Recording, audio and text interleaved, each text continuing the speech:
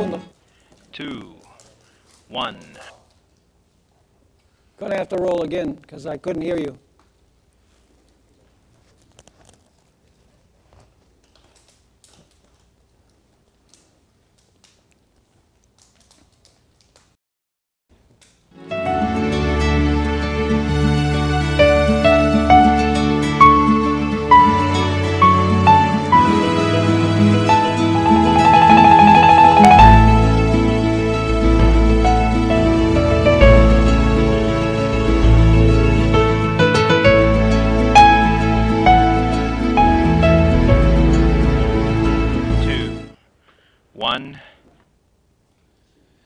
Saludos muy cordiales, mis queridos hermanos y hermanas. Qué bueno verles aquí de nuevo para continuar nuestro estudio sobre los 144,000.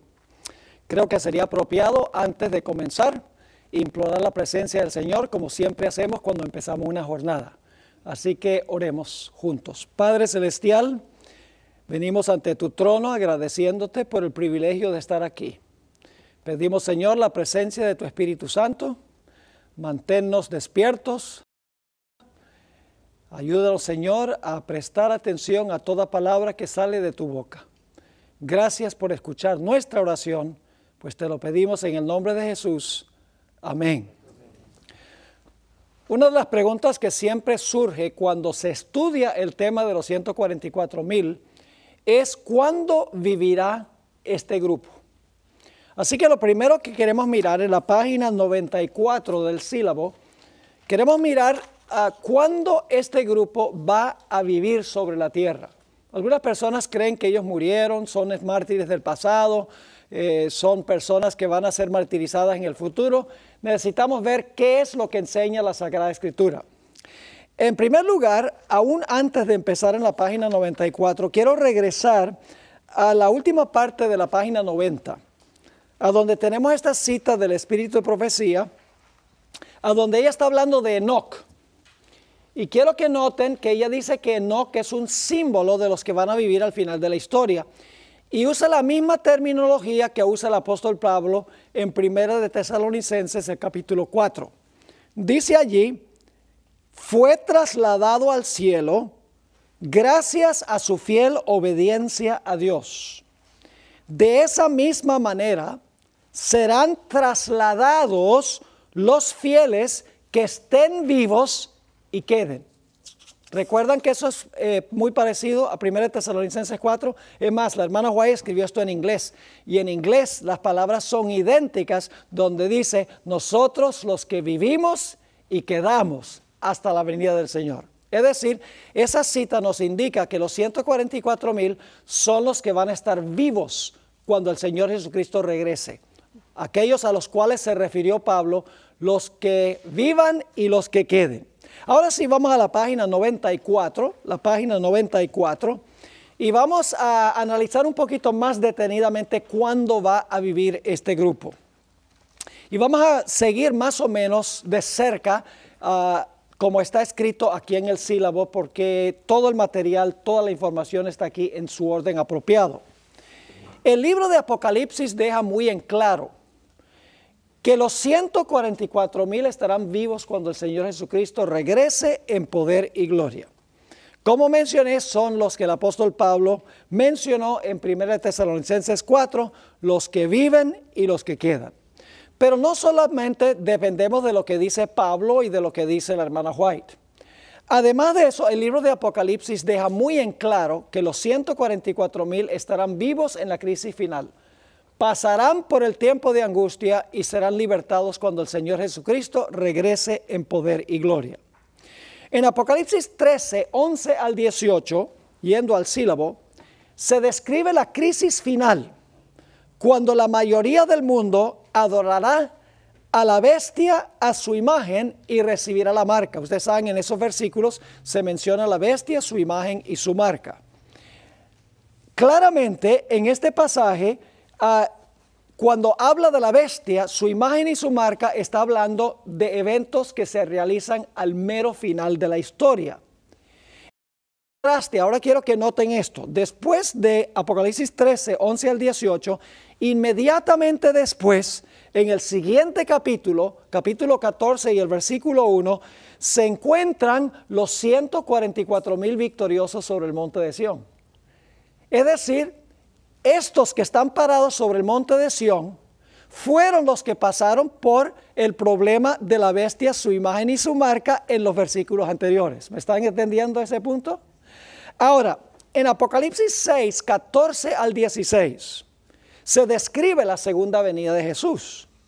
Hacia el final de este glorioso evento, en el versículo 17 se hace la pregunta, porque el gran día de su ira ha venido, ¿y quién podrá mantenerse en pie? Es decir, cuando el Señor Jesucristo venga, ¿quién podrá estar firme? Traducen algunas versiones. ¿Dónde esperaríamos encontrar la respuesta a esa pregunta? En el siguiente capítulo. ¿Y qué encuentra uno en el siguiente capítulo, el siguiente versículo, Apocalipsis 7 y el versículo 1? Está el sellamiento de los 144,000. Es decir, nuevamente encontramos, se hace la pregunta, ¿quién podrá estar firme cuando Jesús venga? La respuesta es los 144,000 que fueron sellados antes que Cristo viniera. Claramente entonces, la Biblia nos enseña que los 144,000 estarán vivos en la crisis final. Pasarán por el tiempo de angustia y cuando venga estarán firmes en el Señor.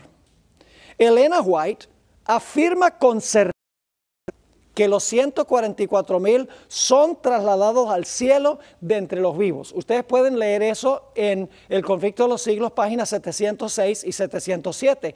Dice allí que son trasladados al cielo de entre los vivos. El Espíritu de Profecía es absolutamente claro en cuanto a ese punto.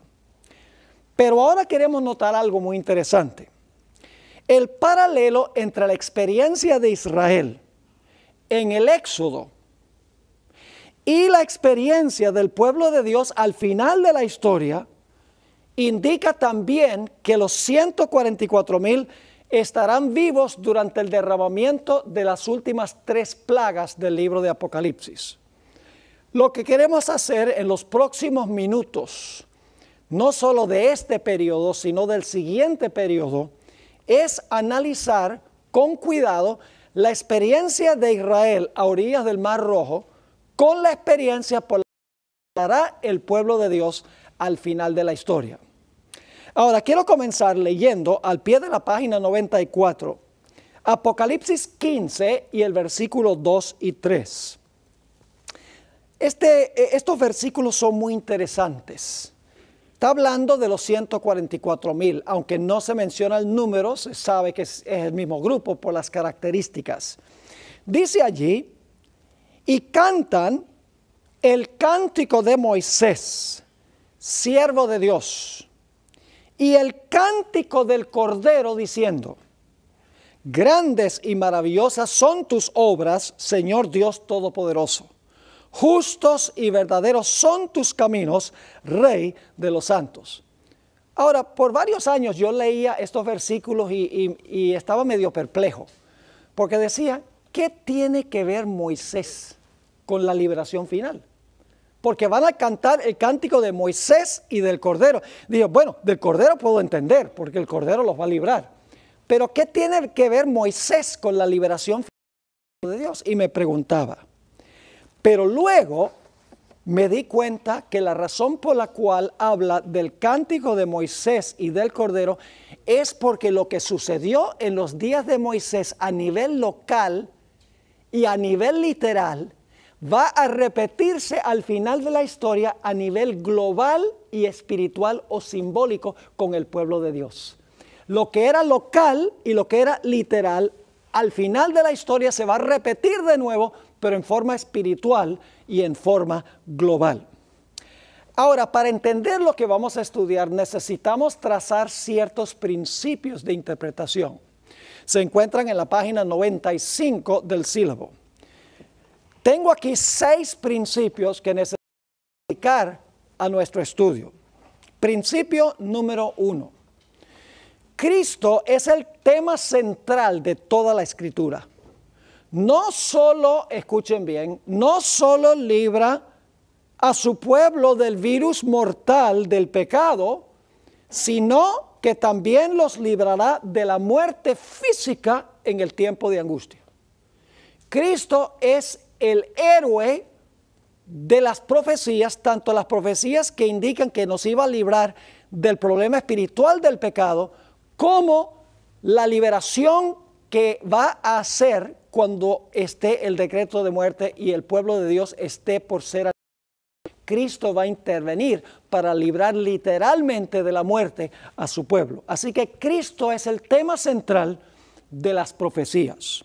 Segundo principio, al igual que la octava en la música, ¿saben lo que es una octava en la música? Do, re, mi, fa, sol, la, si, do. ¿Ve? Ambos son, pero el do de arriba es más alto. Al igual que la octava en la música, la historia se repite, pero se repite a escala mayor o a un nivel más alto. Ustedes pueden leer los textos. La historia es una profecía.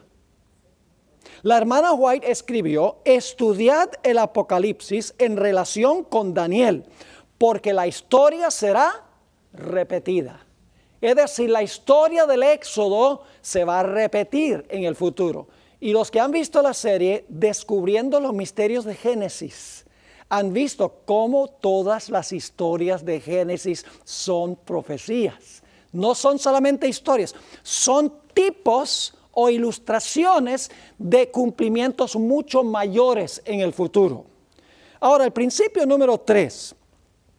Todos los libros de la Biblia se encuentran y hallan su máxima explicación en el libro de Apocalipsis. Hay más de 1000 referencias, y por referencias quiero decir palabras, frases, conceptos y párrafos que vienen del Antiguo Testamento. Más de 1000 referencias al Antiguo Testamento. La hermana White afirmó en Hechos de los Apóstoles, página 467, en el Apocalipsis, todos los libros de la Biblia se encuentran y terminan. Es decir, el libro de Apocalipsis es un compendio de todas las historias de la Biblia, tienen una relación con el libro de Apocalipsis, incluyendo la historia del éxodo de Israel de Egipto.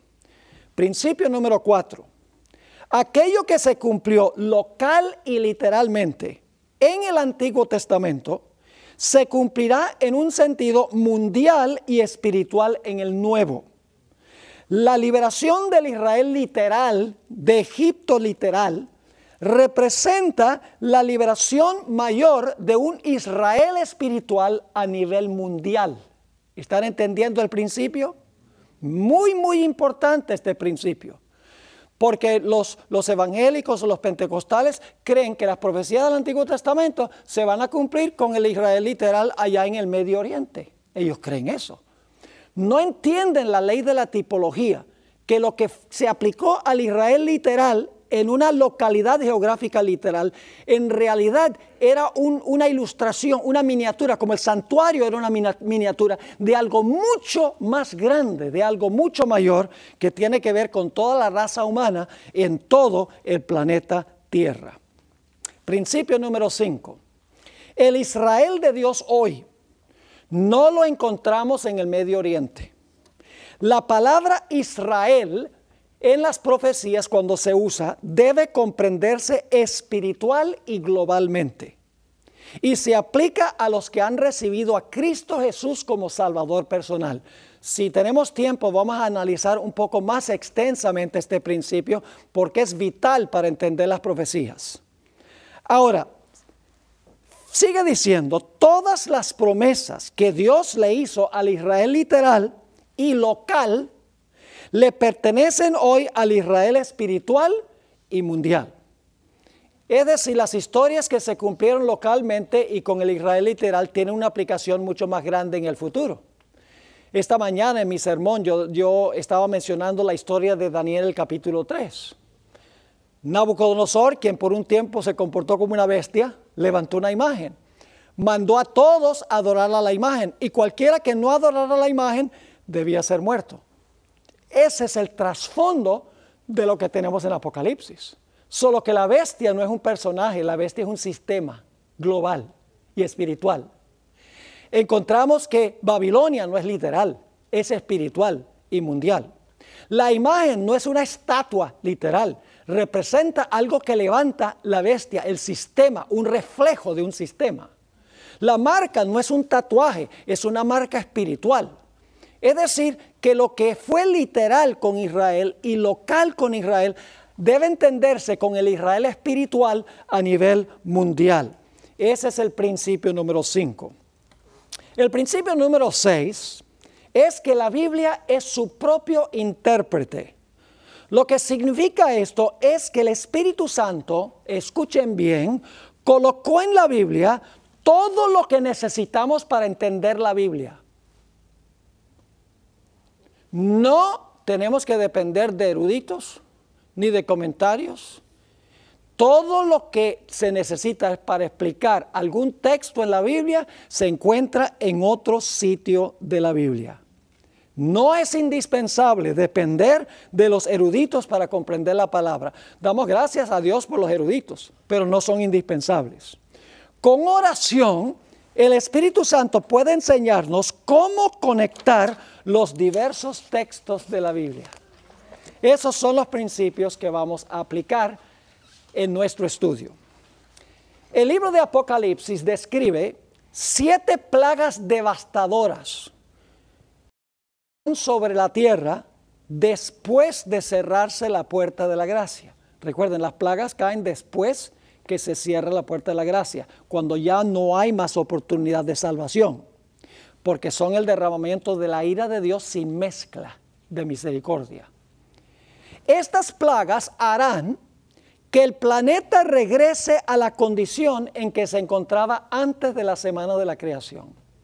Regresará la tierra a una condición desordenada y vacía y sin luz, según el libro de Jeremías, el capítulo 4 y el versículo 19 al 27. En este estudio vamos a enfocarnos especialmente en las 3 últimas plagas de las 7. Ese va a ser nuestro enfoque de estudio. Y vamos a mirar estas 3 últimas plagas desde 3 diferentes perspectivas. Vamos a estudiar el periodo de las últimas 3 plagas desde la perspectiva del libro de Apocalipsis, el capítulo 16 y el versículo 10 al 21. La segunda perspectiva que vamos a mirar es la historia del éxodo de Israel en el libro de Éxodo, el capítulo 14 y el capítulo 15. Y la tercera perspectiva paralela que vamos a estudiar es lo que dice el conflicto de los siglos, página 693 a la página 696. 3 relatos paralelos: Apocalipsis 16, Éxodo 14 y 15, y finalmente lo que dice el espíritu de profecía. Ahora, lamentablemente, al mirar la primera perspectiva, no podemos analizar todo el material que tiene que ver con los eventos preliminares. Ustedes notarán aquí en la página 96 que dice eventos preliminares, es decir, eventos que vienen antes de las últimas 3 plagas. Yo las voy a repasar rápidamente y voy a mencionar los versículos. No los podemos leer por la premura del tiempo, pero ahí están en el sílabo. Escrito está. Quiere decir que entonces pueden llevar el sílabo y pueden buscar los textos y pueden ampliar el conocimiento. Aquí no estamos para estudiarlo todo, aquí estamos para dar ideas para que entonces regresen a sus casas y continúen estudiando por ustedes mismos. Porque ustedes tienen que mirar a ver si lo que yo estoy diciendo es la verdad. Tienen que estudiarlo. No importa quién se pare aquí. Tienen que estudiarlo por su cuenta y tienen que ver si cuadra con lo que dice la Escritura. Así que voy a mencionar varios eventos preliminares y lo voy a hacer rápidamente mencionando nada más las fuentes. En primer lugar, poco antes de cerrarse la puerta de la gracia, el pueblo de Dios se encontrará en cruel servidumbre. Es decir, el pueblo de Dios va a perder su libertad religiosa. Y algunos serán martirizados por no adorar a la bestia y a su imagen. Quiero hacer claro que antes que se cierre la puerta de la gracia, cuando venga la prueba sobre la bestia, su imagen y su marca, va a haber mártires. Va a haber gente que va a morir. Los tribunales los van a condenar a muerte. Pero después del cierre de gracia, no perecerá ningún hijo de Dios. Cuando se cierre la puerta, ya el pueblo de Dios está seguro, está sellado. Ahora, necesitamos notar que el que va a tener al pueblo de Dios en cruel servidumbre es Satanás, quien odia a los que guardan los mandamientos de Dios y tienen el testimonio de Jesucristo. Apocalipsis 12 describe esa ira final del dragón. Dice que el dragón se airó contra la mujer y se fue a hacer guerra contra el remanente de la simiente de ella, los cuales guardan los mandamientos de Dios y tienen el testimonio de Jesucristo. El gran dragón es el que va a odiar al pueblo de Dios. El siguiente evento es que el pueblo de Dios levantará un fuerte clamor contra Babilonia. Ese fuerte clamor se encuentra en Apocalipsis 18 y los versículos 1 al 5. Y en ese llamado se invitará al pueblo de Dios a salir de Babilonia, a salir de los sistemas religiosos apóstatas. El siguiente evento es que el fuerte clamor levantará la ira del mundo contra el remanente de Dios. Se reunirá la religión apóstata con el poder civil para perseguir a los que proclaman el mensaje. Ustedes pueden ver eso en los textos que tenemos aquí.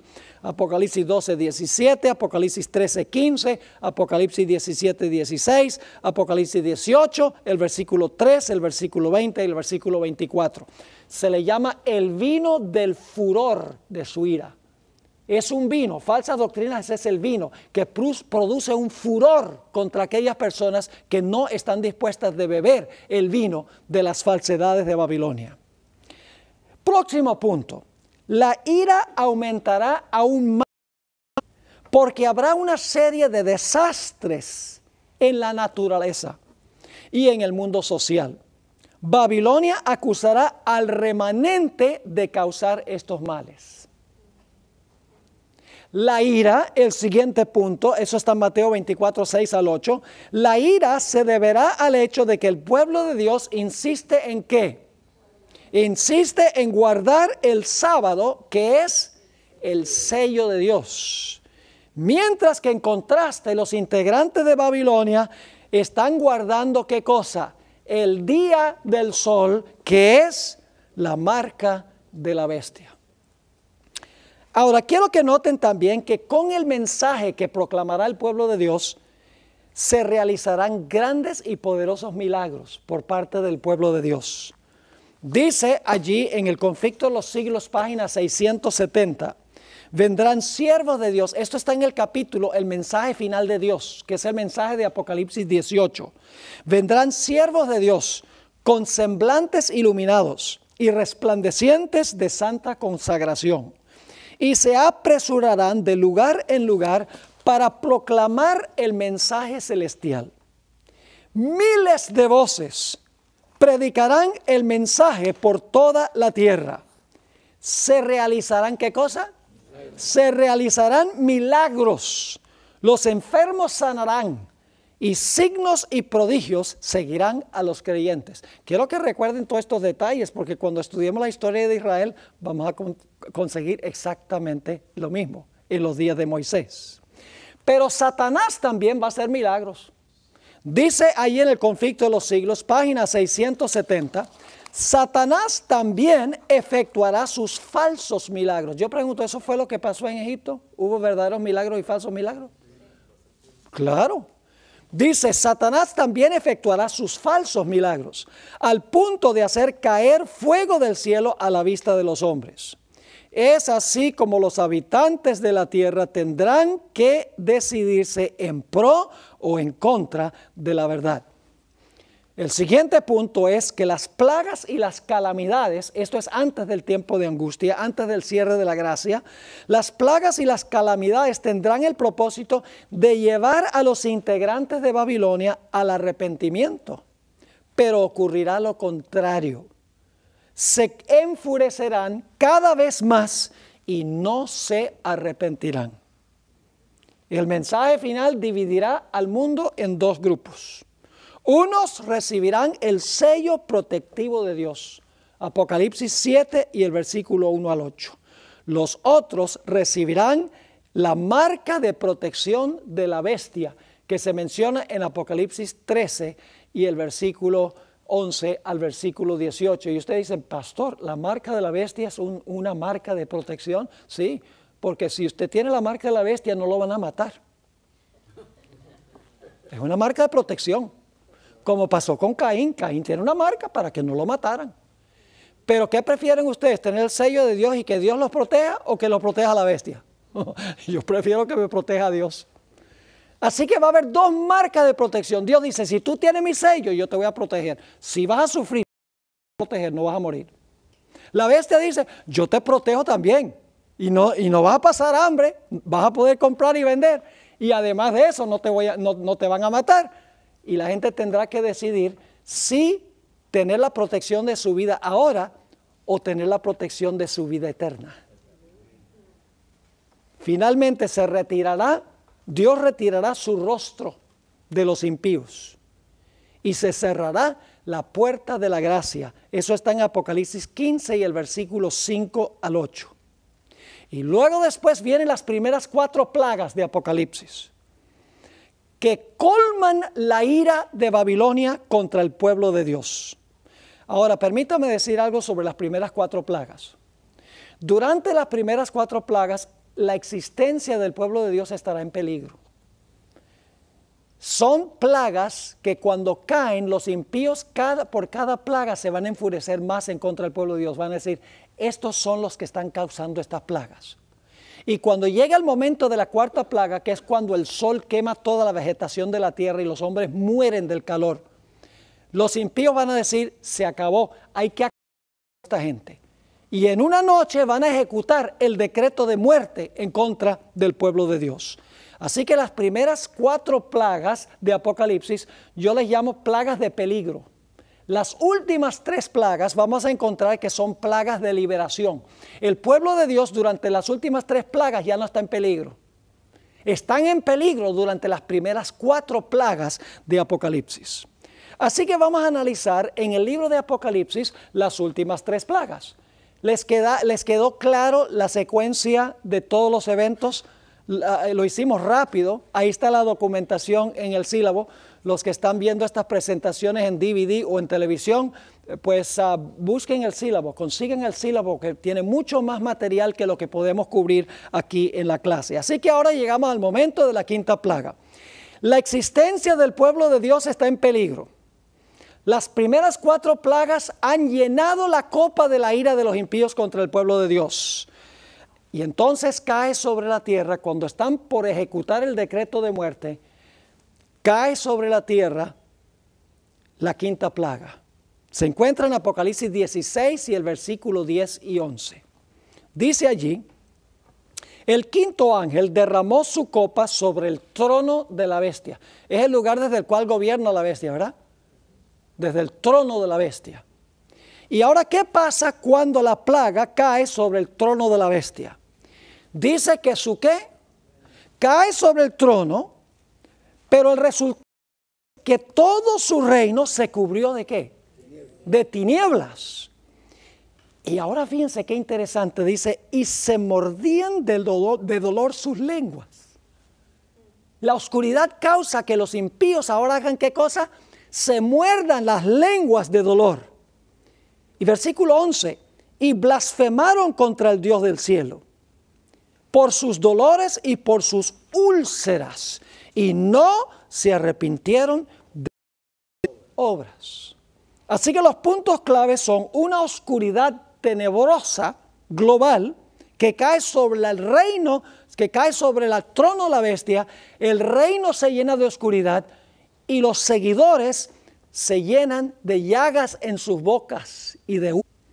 Ahora, ¿cuáles son los detalles importantes de la 5ª plaga? La bestia, esto es muy importante, esto cae sobre la bestia. La bestia que se nombra en la 6ª plaga y en la 5ª plaga es la misma Apocalipsis 13, 1 al 10. es la misma bestia, o como se le llama, el cuerno pequeño de Daniel 7. Es el mismo poder que persiguió a los santos de Dios.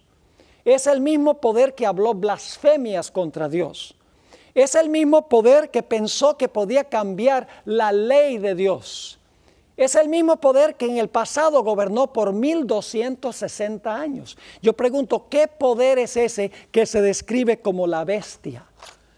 Los que han estudiado las profecías saben que la bestia o el cuerno pequeño es un símbolo de Roma papal. Es decir, esta plaga va a caer sobre el papado, sobre el trono de la bestia. Ahora yo pregunto, ¿a dónde tiene este sistema su trono? Su trono es el lugar desde el cual gobierna. ¿Desde dónde gobierna este poder? Gobierna desde el Vaticano, que se encuentra en la antigua ciudad de Roma. Pero ¿cuál es su reino? Ahora sabemos que la plaga cae sobre la sede, sobre el trono de la bestia. Y sabemos que la bestia, su trono, reside allá en Roma, en el Vaticano. Pero la pregunta clave es, ¿cuál es su reino? Vamos a anotar varios versículos. Apocalipsis 13 y el versículo 3. Dice en Apocalipsis 13 y el versículo 3, hablando de esta misma bestia, y vi una de sus cabezas como herida de muerte, pero su herida mortal fue sanada, y se maravilló todo Cuba, se maravilló que toda la tierra en pos de la bestia. ¿Sobre quiénes gobierna la bestia? Sobre toda la tierra, dice aquí. Su reino es ¿qué? Global. Las tinieblas entonces van a ser ¿qué? Globales, exactamente. Fíjense, Apocalipsis 13:7 también dice cuál es el reino de la bestia. Dice allí, hablando de la bestia, se le permitió hacer guerra contra los santos y vencerlos. También se le dio autoridad sobre, gobierna desde su trono y tiene autoridad sobre ¿quiénes? ¿Cuál es su reino? Sobre toda tribu, pueblo, lengua y nación. Pregunta, ¿su reino es global? ¿La oscuridad es global? ¿Cómo no? Apocalipsis 17, 1 y 2. Aquí la bestia se presenta bajo el símbolo de una ramera. Es decir, la ramera y la bestia y el cuerno pequeño, el hombre de pecado, la abominación del norte. Todo eso son descripciones del mismo sistema. En Apocalipsis 17 se le presenta como la ramera, una iglesia apóstata, porque una mujer en la profecía representa una iglesia, una mujer ramera representa una iglesia apóstata. Y fíjense a dónde se sienta esta ramera. Se sienta significa que gobierna, ¿verdad que sí? Dice allí en el versículo 1, vino entonces uno de los 7 ángeles que tenía las 7 copas y habló conmigo diciéndome, ven acá y te mostraré la sentencia contra la gran ramera, la cual está sentada sobre ¿qué? Sobre muchas aguas. Interesante. ¿Y qué son las aguas sobre las cuales se sienta la ramera para gobernar sobre ellas? El versículo 15 lo dice, Apocalipsis 17:15 dice, me dijo también, las aguas que has visto donde la ramera se sienta son pueblos, muchedumbres, naciones y lenguas. Yo pregunto, la bestia gobierna desde un centro, desde su trono que queda en Roma, pero ¿cuál es su reino? Su reino es global. Y si las tinieblas caen sobre el reino de la bestia, significa que las tinieblas van a cubrir ¿qué? Todo la tierra, como señal de que la plaga ha caído sobre la sede desde donde gobierna la bestia.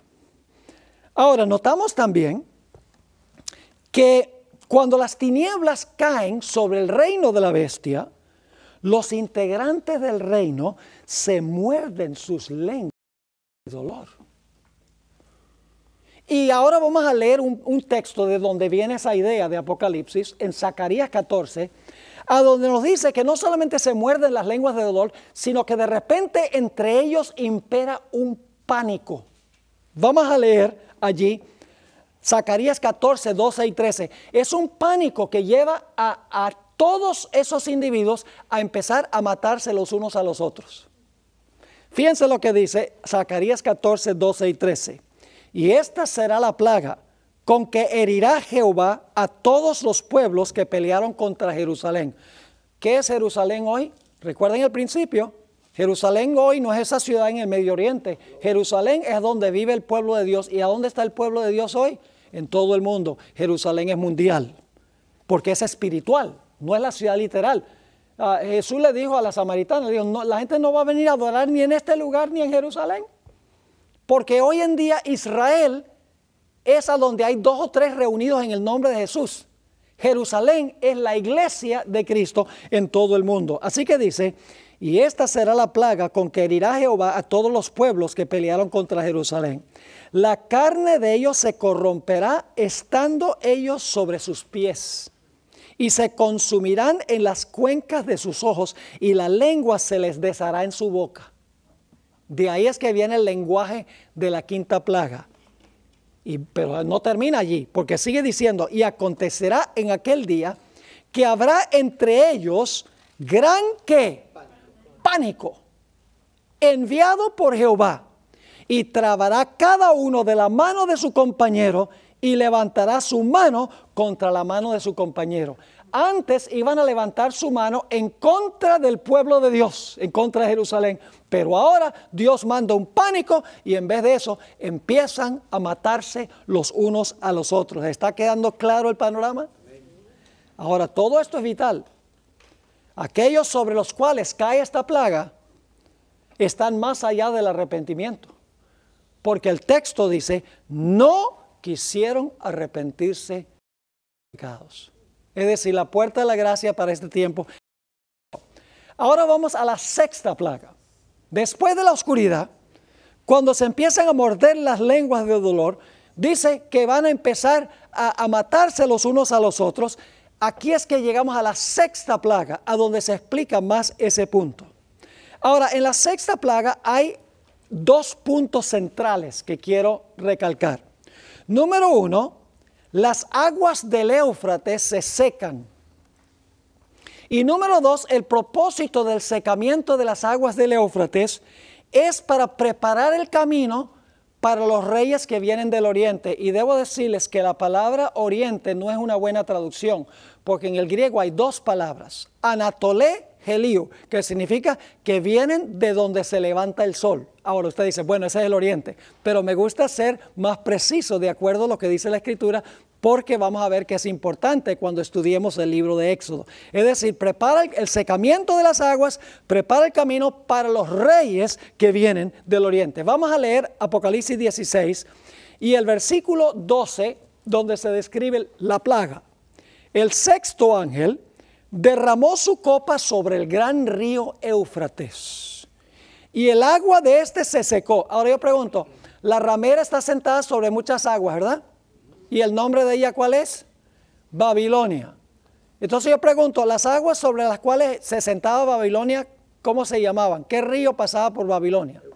El Éufrates. Yo pregunto, ¿puede ser esto el Éufrates literal? No puede ser el Éufrates literal. Y usted dice, ¿por qué no, pastor? Sencillamente porque dice que la ramera se sienta sobre muchas aguas. Las aguas son el Éufrates, pero dice que las aguas son muchedumbres, naciones, lenguas y pueblos. Las aguas son simbólicas. ¿Me están entendiendo el punto? Crucial. Ahora, dice, el sexto ángel derramó su copa sobre el gran río Éufrates y el agua de este se secó. Es decir, la plaga aflige al río Éufrates, sobre el cual se sienta la ramera, que son muchedumbres, naciones, lenguas y pueblos, y dice que el agua se seca. ¿Y con qué propósito se seca el agua? Para preparar, para que estuviese preparado el camino a los reyes del oriente, a los reyes que vienen de donde se levanta el sol. Ahora necesitamos preguntarnos, ¿qué representa el gran río Éufrates? La respuesta es que el río no es literal y local. No es ese río que pasa por Irak, donde está Babilonia literal hoy. El río es simbólico y mundial. Ahora vamos a leer dos pasajes, Isaías 8, 7 y 8 e Isaías 17, 12 y 13. En Isaías 8, 7 y 8 se describe la invasión del rey Sennacherib a la tierra de Israel.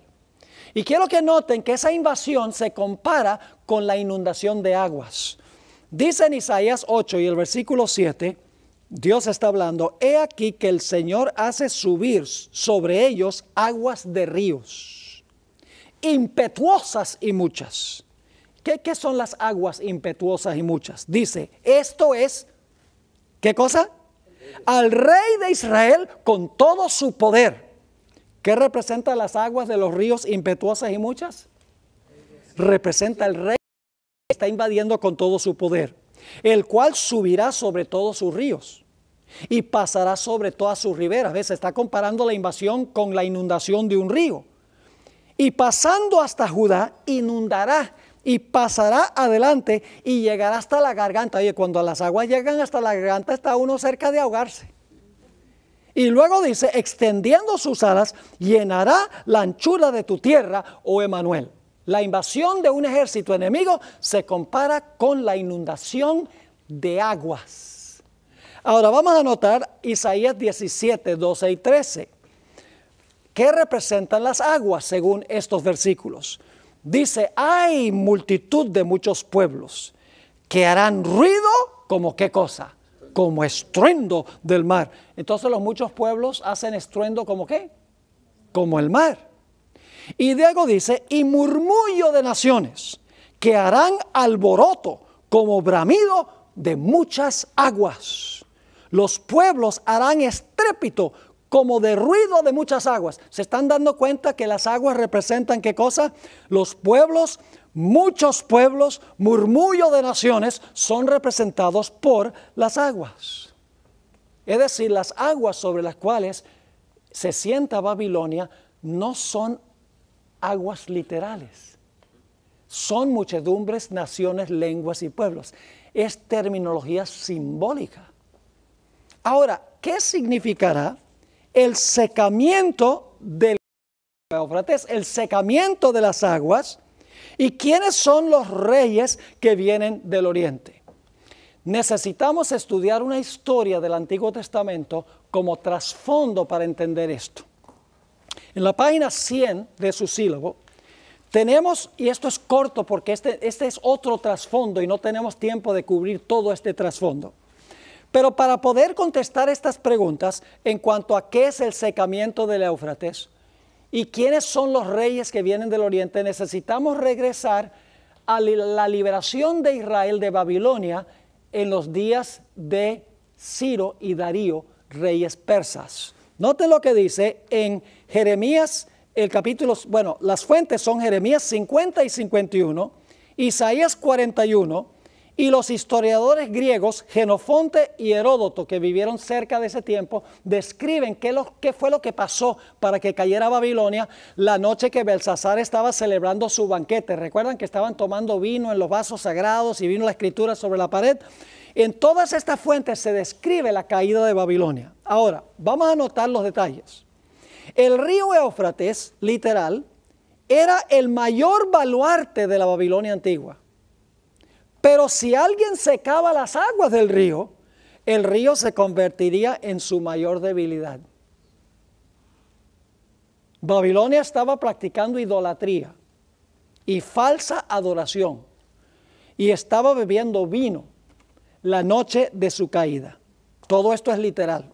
Estaba tomando vino literal, estaba adorando ídolos literales, estaba practicando falsa adoración. Estaba la ciudad literal, sentada sobre el río Éufrates literal, ¿ve? Porque en el Antiguo Testamento todo es literal. Y luego vino Ciro con sus ejércitos, del norte y del oriente, de donde se levanta el sol. Ciro significa el sol, interesante. Vino del oriente y ¿qué hizo Ciro? Secó el río, desviándolo de su cauce a unos canales que se habían construido fuera de la ciudad. Ahora, cuando se secaron las aguas del Éufrates, lo que había sido la mayor fuente de seguridad para la ciudad, ahora llegó a ser su mayor debilidad, porque Ciro y sus ejércitos entraron por el cauce seco del río Éufrates y Babilonia cayó y el pueblo de Dios fue librado para que pudiera regresar a su patria, a la ciudad de Jerusalén. Eso es lo que está en el trasfondo de esta sexta plaga, el secamiento del Éufrates para preparar el camino de los reyes del oriente para librar al pueblo de Dios. Ahora, este punto se amplía globalmente y simbólicamente en Apocalipsis 17. En Apocalipsis 17, si notan el versículo 1, dice, vino en uno de los 7 ángeles que tenía las 7 copas. Es decir, viene a Juan, uno de los ángeles que tenía una de las 7 copas. Las 7 copas están en el capítulo anterior. Se mencionan en el Apocalipsis 16 todas las 7 plagas en su orden. Y ahora en el capítulo 17 regresa uno de los 7 ángeles para hablar con Juan. Y claro, inmediatamente uno se pregunta, ¿cuál de los 7 vino a hablar otra vez con Juan? ¿Será el que derramó la primera copa? ¿Será el que derramó la tercera? ¿Será el que derramó la quinta plaga? ¿Será el que derramó la séptima plaga? ¿Cuál de los 7 ángeles volvió para hablar con Juan? No cabe duda que era el 6º ángel, el ángel del río Éufrates. El ángel que derramó la plaga sobre el Éufrates que causó que el Éufrates se secara. Vamos a hacernos algunas preguntas y luego buscamos las respuestas. ¿Cuál de los 7 ángeles le habló a Juan en Apocalipsis 17:1? Vamos a ver que fue el 6º ángel que derramó la 6ª copa en el capítulo anterior. Necesitamos preguntarnos, ¿qué representa una ramera en las profecías bíblicas? Simbólicamente, una ramera representa una iglesia que se ha prostituido, una iglesia que ha adulterado la verdad de Dios. ¿Qué significa el hecho que la ramera fornica con los reyes de la tierra? Significa que es una iglesia que se entremezcla con los sistemas políticos del mundo, se entremezcla con los gobernantes civiles, mezcla la iglesia con el Estado. ¿Cuál es el nombre de la ramera? El nombre de la ramera, vamos a encontrar, es Babilonia la Grande. ¿Qué son las aguas sobre las cuales se sienta la ramera? ¿Y qué le harán los reyes con quienes fornicó a la ramera? Vamos a contestar las preguntas. Apocalipsis 17 y el versículo 1 y 2. Vino entonces uno de los 7 ángeles que tenía las 7 copas y habló conmigo diciéndome, ven acá, te mostraré la sentencia contra la gran ramera, la cual está sentada sobre ¿qué? Sobre muchas aguas, con la cual han fornicado los reyes de la tierra. Y los moradores de la tierra se han embriagado con el vino de su fornicación. Así que sabemos que la ramera, un sistema religioso apóstata, se sienta sobre muchas aguas, es decir, gobierna sobre las muchas aguas y fornica con los reyes de la tierra. Tiene relaciones ilícitas con los poderes civiles de la tierra. El nombre de la ramera es Babilonia. Noten Apocalipsis 17, versículo 5.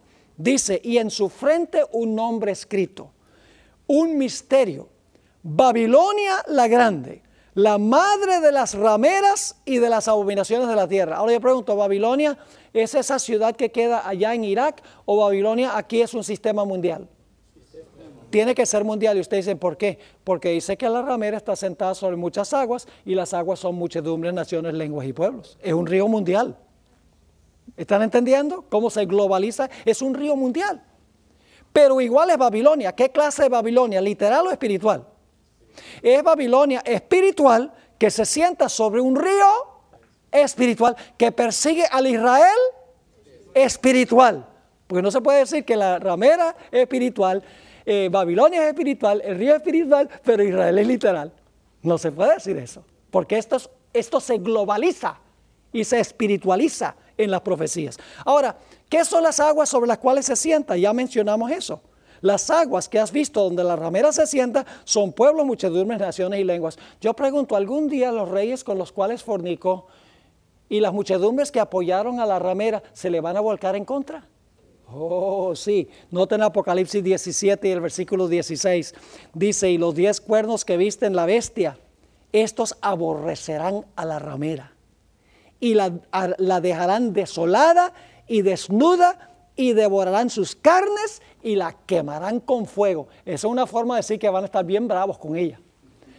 Por un rato, la ramera y los reyes están gozando la vida, están cometiendo fornicación y todo va bien, pero llega un momento en que las aguas se le van a secar. Las muchedumbres le van a quitar su apoyo. Y los reyes de la tierra con los cuales fornicaba le van a quitar su apoyo. Y no solo se lo van a quitar, sino que se van a volcar en contra de ella. ¿Están entendiendo el panorama? Ahora, esa es la sexta plaga, el secamiento del reino sobre el cual gobierna este sistema apóstata. Ahora vamos a la séptima plaga. En la séptima plaga ocurren cosas muy interesantes. Los puntos son: se oye la voz de Dios que dice, hecho es. La voz es seguida por un terremoto, truenos, relámpagos y gran precipitación de granizo. Y desaparecen islas y cordilleras. Son los puntos centrales. Vamos a leer los versículos para que ustedes puedan ver estos puntos. El séptimo ángel derramó su copa por el aire, y salió una gran voz del templo del cielo del trono, diciendo, hecho está. Recuerden los detalles, vamos a volver a ellos. ¿Qué dice la voz? Hecho está. Entonces hubo relámpagos, y voces, y truenos, y un gran temblor de tierra, un terremoto tan grande, cual no lo hubo jamás desde que los hombres han estado sobre la tierra. Y la ciudad grande, es decir, Babilonia, fue dividida en 3 partes, y las ciudades de las naciones cayeron. Y la gran Babilonia vino en memoria delante de Dios para darle el cáliz del vino del ardor de su ira. Y escuchen, y toda isla huyó, y los montes no fueron hallados. Recuerden estos detalles. Cuando hablemos del espíritu de profecía vamos a volver a ellos. Sigue diciendo, y cayó del cielo sobre los hombres un enorme granizo, como del peso de un talento. Y los hombres blasfemaron contra Dios por la plaga del granizo, porque su plaga fue sobremanera grande. ¿Les quedó claro el panorama de las últimas 3 plagas? Ahora vamos a nuestra segunda perspectiva. Tenemos nada más 6 minutos, pero vamos a aprovecharlos. Hay que aprovechar cada instante que están aquí, porque ustedes pagaron para estar aquí. Entonces no les quiero robar de la cuota tan grande que pagaron para estar aquí. Perspectiva número 2. El trasfondo de Éxodo 14 y 15. Queda claro que la caída de Babilonia en los días del rey Belsasar está en el trasfondo de la quinta, sexta y séptima plaga. Pero quiero sugerir que hay otra historia del Antiguo Testamento que también ilustra este periodo histórico, el éxodo de Israel de Egipto. Ese trasfondo hay que entenderlo también, no solo el trasfondo de cuando Ciro vino, secó el río y cayó Babilonia para que el pueblo de Dios pudiera volver otra vez a Jerusalén, a su patria. Hay otro trasfondo que es el éxodo de Israel de Egipto. Ahora necesitamos mirar algunos eventos preliminares al periodo que es paralelo a la plaga número 5, 6 y 7. Así que vamos a cubrir rápidamente esto porque yo sé que ustedes han leído esta historia. En primer lugar, Israel estaba en cruel servidumbre en Egipto, ¿correcto? Eran esclavos. ¿Eso va a pasar al final de la historia también? ¿Quién era el que tenía a Israel esclavo? En Ezequiel 29:3 se le llama Faraón, el gran dragón. ¿Quién tiene cautivo al final de la historia del pueblo de Dios? El gran dragón.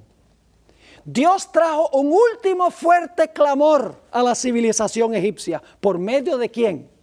De Moisés, su vocero. Y el mensaje de Moisés fue, así dice Jehová, deja ir a mi pueblo. Es un llamado para el pueblo de Dios, ¿a qué? A salir de Egipto. Ese llamado se hace en Apocalipsis también. Salid de ella, pueblo mío. ¿Cómo no? Ahora, ustedes recuerdan que Moisés dijo, mire, yo no tengo palabra. En Éxodo 4 y versículo 11 y 12, yo no sé hablar. Dice, bueno, ¿y qué tú crees? Dios no te puede dar las palabras para hablar. Yo te voy a dar las palabras para hablar. Cuando se proclama el fuerte clamor, ¿quién va a darle las palabras al pueblo de Dios? Ustedes pueden leer ahí en Marcos 13 y en Lucas 21. Dice que cuando venga ese momento, no te preocupes por lo que vas a decir. Porque no vas a tener tú que hablar. El Espíritu Santo te dará las palabras para hablar en ese tiempo. Tremendo paralelo. Ahora, junto con el mensaje que dio Moisés, Moisés hizo poderosos milagros, ¿sí o no? Poderosos milagros. Pero yo pregunto, ¿Satanás también hizo falsos milagros? Oh, claro que hizo falsos milagros. Las plagas que cayeron sobre Egipto tenían la intención de llevarlos al arrepentimiento. Pero lo que hicieron fue ¿qué? Enfurecerlos cada vez más contra el pueblo de Dios. Y llegaron a concebir que los culpables de las plagas eran ¿quiénes? Eran los que pertenecían al pueblo de Dios. Culparon al pueblo de Dios de estar causando la ruina nacional. Los egipcios veneraban al dios Sol. Se le conoce con diferentes nombres: Osiris, Re, Atón. Varios diferentes nombres se le da al dios Sol, pero en todas las ilustraciones que encontramos en la civilización egipcia, ellos adoraban al dios Sol. Ahora, lo interesante es que el cautiverio de Israel se volvió más difícil cuando procuraron guardar el sábado. El Espíritu de Profecía nos dice que cuando Moisés entró y le dijo a Faraón, así dice Jehová, deja ir a mi pueblo para que puedan celebrar una fiesta en el desierto. Esa fiesta, y era 3 días, esa fiesta en realidad Moisés estaba diciendo, deja ir al pueblo para que guarde el sábado. Lo voy a leer en un momento. ¿Y qué sucedió cuando el pueblo procuró guardar el sábado? Cuando se hizo el llamado para guardar el sábado, la servidumbre se convirtió en algo peor. Fíjense esta cita, Patriarcas y Profetas, página 263.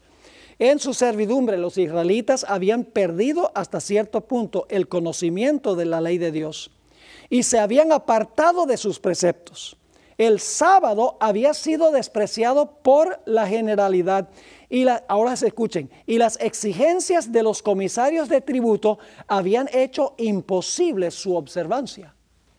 Pero Moisés había mostrado a su pueblo que la obediencia a Dios era la primera condición para su liberación.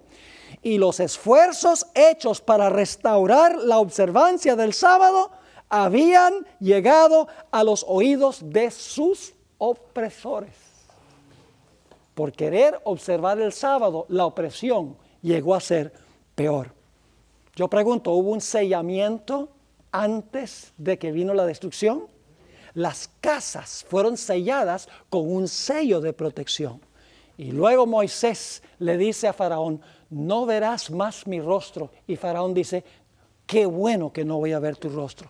En la Biblia, retirar el rostro significa cerrarse la puerta de la oportunidad. Cuando Dios quita su rostro, se acaba la misericordia.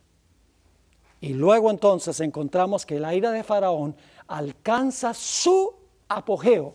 Y entonces se van a realizar los eventos que son paralelos a la 5ª, 6ª y 7ª plaga. Los eventos preliminares son iguales y los eventos que siguen son iguales también.